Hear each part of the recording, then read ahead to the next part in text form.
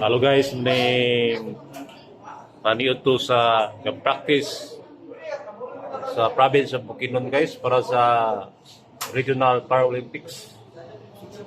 Grabe ka palangga sa guys ni grabe ka palangga ni ipoto ni Nanti Dagom ang mga players di sa guys. Og sa atong new provincial marshal na si Fire Chief Inspector Lloyd Villaruya. So palangga kanya mga players guys. Siya ro di mo champion si Sinsis guys taga Manolo.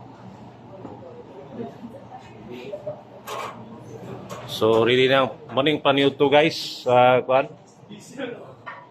sa Bukidnon nga contingent.